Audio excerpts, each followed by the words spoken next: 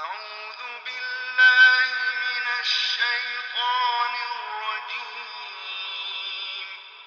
بسم الله الرحمن الرحيم. هل أتى على الإنسان حين من الدهر لم يكن شيئا مذكورا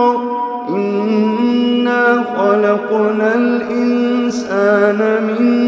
نطفة أمشاج نبتليه فجعلناه سميعا بصيرا إنا هديناه السبيل إما شاكرا وإما كفورا إنا أعتدنا للكافرين سلاسل وأغلالا وسعيرا إن الأبرار يشربون من كأس كان مزاجها كافورا عينا يشرب بها عباد الله يفجرونها تفجيرا يوفون بالنذر ويخافون يوما كان شره مستطيرا ويطعمون الطعام على حبه مسكينا ويتيما وأسيرا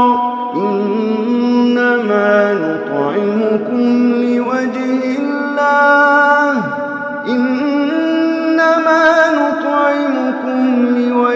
الله لا نريد منكم جزاء ولا شكورا إنا نخاف من ربنا يوما عبوسا قمطريرا فوقاهم الله شر ذلك اليوم ولقاهم نضرة وسرورا وجزاهم بما صبروا جنة وحريرا متكئين فيها على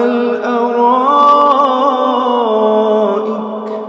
لا يرون فيها شمسا ولا زمهريرا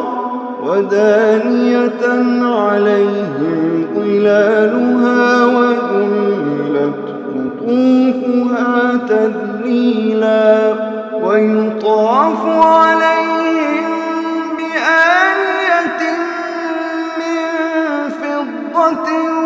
وأكواب كانت قواريرا من فضة قدروها تقديرا ويسقون فيها كأسا كان مزاجها زنجبيلا عينا فيها تسمى سلسبيلا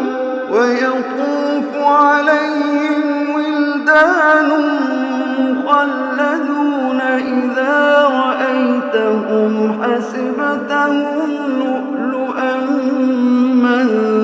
منثورا وإذا رأيت ثم رأيت نعيما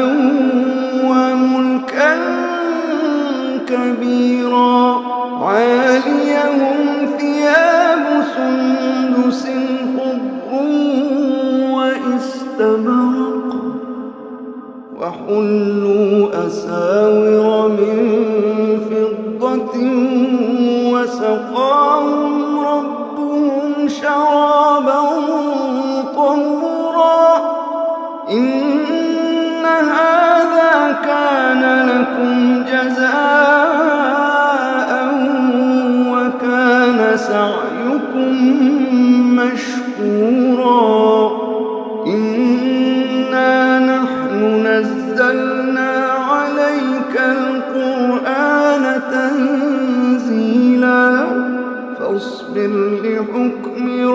ربك ولا تطع منهم آثما أو كفورا واذكر اسم ربك بكرة